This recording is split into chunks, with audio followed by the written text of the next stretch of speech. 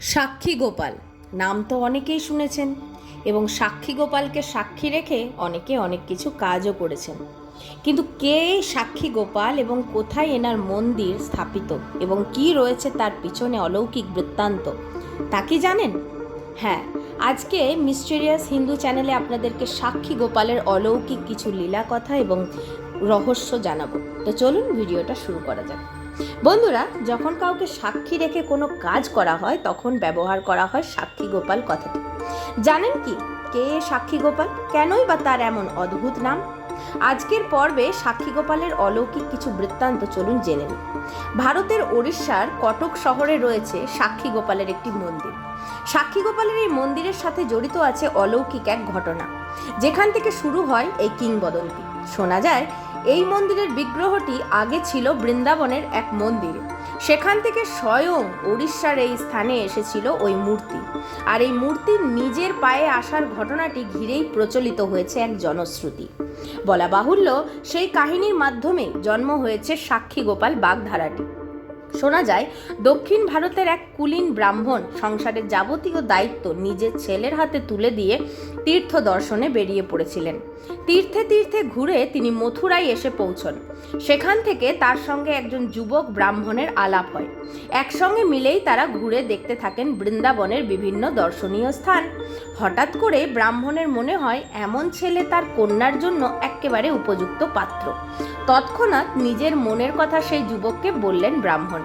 কিন্তু ব্রাহ্মণত্বের বিচারে সেই যুবক কুলীন ছিল না, তাই প্রাথমিকভাবে এমন প্রস্তাবে অসম্মতি জানান ওই যুবক। তার যুক্তি ছিল এই বিয়ে ব্রাহ্মণ সমাজ কিছুতেই মেনে নেবে না। তখন তারা দুজনে দাঁড়িয়েছিলেন বৃন্দাবনের এক গোপাল মন্দিরে। ব্রাহ্মণ সেই মন্দিরের দেবতাকে সাক্ষী করে শপথ করেন যে তিনি তার কন্যার বিবাহ ওই যুবকের সঙ্গেই দেবেন। যুবকটিও কিছুদিন সময় চেয়ে নিজের বাড়ি ফিরে যায়। তারপর নিজের গ্রামে পরিবারের কাছে ফিরে আসেন ওই ব্রাহ্মণ। কিন্তু সমস্যা শুরু হয় সেই পাত্রের পরিচয় সকলের জানার পর। ব্রাহ্মণের নিজের পরিবার সহ সমাজের প্রত্যেকেই এই বিয়ের বিরুদ্ধে একেবারে বেঁকে বসেন। ফলত বৃদ্ধ ব্রাহ্মণ পড়েন এক ভয়ানক ধর্ম সংকটে। একদিকে তার প্রতিজ্ঞা ভঙ্গের ভয়, অন্যদিকে সমাজচ্যুত হওয়ার আশঙ্কা। এমন সময় হঠাৎ সেখানে হাজির হন সেই যুবক, কিন্তু তাকে চরম অপমান করে গ্রাম থেকে তাড়িয়ে দেন গ্রামবাসী ও সেই বৃদ্ধের আত্মীয়রা। অপমানিত যুবক গ্রামবাসীদের উদ্দেশ্যে ঘোষণা করেন যে মন্দিরে দাঁড়িয়ে বৃদ্ধ ব্রাহ্মণ তাকে প্রতিশ্রুতি দিয়েছিলেন সেই মন্দিরের বিগ্রহকেই তিনি সাক্ষী হিসাবে সকলের সামনে নিয়ে আসবেন। তিনি নিজে দেবেন সাক্ষী। মনের দুঃখে যুবক হাজির হন বৃন্দাবনের সেই গোপালের মন্দিরে। কথিত আছে সেখানে গিয়ে আকুলভাবে তিনি দেবতাকে জানান তার সঙ্গে হওয়া অন্যায়ের কথা। সেই ডাকে নাকি সাড়াও দেন স্বয়ং গোপাল। তিনি রাজি হন সাক্ষী দিতে এবং যুবকের কথা মতোই পাথরের বিগ্রহ রূপে সশরীরে তিনি সাক্ষী দিতে রওনা হন দক্ষিণ ভারতের ওই গ্রামের উদ্দেশ্যে। গোপালের একটি শর্ত ছিল যে যাওয়ার পথে যুবক যেন পিছন ফিরে মূর্তির দিকে না দেখে। পিছনে তাকালেই তিনি কিন্তু থেমে যাবেন। যুবক শর্ত মেনেই নিতে শুরু হয় যাত্রা। বেশ খানিকটা পথ যাওয়ার পর ওড়িশার কাছাকাছি একটি গ্রামে এসে যুবকের মনে হয় গোপালের বিগ্রহ আর সঙ্গে আসছে না। সন্দেহের বশেই একটিবারের জন্য পিছন ফিরে তাকিয়ে ফেলেন ওই যুবক। ব্যাস, শর্ত অনুসারে গোপাল সেখানেই দাঁড়িয়ে পড়েন। ভগবানের উপর যতক্ষণ ভক্তের বিশ্বাস ছিল ভগবান তার সাথে ছিল, আর বিশ্বাস ভঙ্গ হতেই তিনি আবার পাথরের মূর্তিতে পরিণত হলেন এবং তার গতি স্তব্ধ হলো। তবে এই খবর সর্বত্র রটে যায় এবং বৃন্দাবনের গোপাল মূর্তি এত দূর হেঁটে এসেছেন শুনে পার্শ্ববর্তী গ্রাম থেকে দলে দলে মানুষ ওড়িশার ওই গ্রামে জমায়েত হতে থাকেন। খবর পৌঁছায় সেই বৃদ্ধ ব্রাহ্মণের বাড়িতেও। তিনি সদল বলে সেই গ্রামে উপস্থিত হন। সবাই নিজের ভুল বুঝতে পারেন এবং ব্রাহ্মণ কন্যার সঙ্গে সেই যুবকের বিয়ের আয়োজন করেন। দ্রুত এই অলৌকিক ঘটনার কথা ছড়িয়ে পড়ে চতুর্দিকে এবং তৈরি হয় সেখানে এক মন্দির, যার নাম রাখা হয় সাক্ষী গোপাল মন্দির।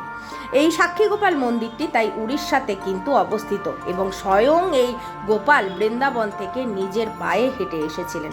আসলে প্রভুর নিজেরই ইচ্ছা ছিল উড়িষ্যাতে প্রতিষ্ঠিত হওয়ার, তাই তো সেই জায়গাতে এসেই যুবকটি পিছন ফিরে তাকালেন এবং জন্ম হলো তার মনে সন্দেহ। যাই হোক, প্রভুর ইচ্ছা ছাড়া কোনো কিছুই কিন্তু হয় না, গাছের একটি পাতাও নড়ে না। তাই এই পুরো ঘটনাটির পরিপ্রেক্ষিতে কিন্তু গোপালেরই ইচ্ছা ছিল উড়িষ্যায় এসে পুজো নেওয়ার এবং জগন্নাথ দেবের কাছাকাছি থাকার। তাই তো এখানেই প্রতিষ্ঠিত হলেন তিনি। এবং আজও যারা পুরীতে যান তারা অবশ্যই সাক্ষী গোপালকে সাক্ষী করে অনেক কিছু মানত করে আসেন, এবং তাদের যদি মানত পূর্ণ হয় তাহলে পুনরায় সাক্ষী গোপালকে গিয়ে বলেন এবং পুজো দেন। তো বন্ধুরা, যারা যারা সাক্ষী করে এসেছেন তারা যদি আর পরবর্তীকালে না যান তাহলে কিন্তু করবেন চরম ভুল। ছোট্টবেলা থেকেই আমরা এই সাক্ষী গোপালের কথাটি বা বাগধারাটি কিন্তু প্রয়োগ করে আসি, কিন্তু কেন এই সাক্ষী গোপালের বাগধারা প্রয়োগ করি বা তার পেছনে কি কাহিনী তা আজকের ভিডিওর মাধ্যমে আপনাদের সামনে তুলে ধরলাম। আশা করছি ভিডিওটা ভালো লেগেছে। যদি ভালো লাগে একটা লাইক করবেন, কমেন্ট করবেন আর শেয়ার করে সকলকে জানিয়ে দেবেন।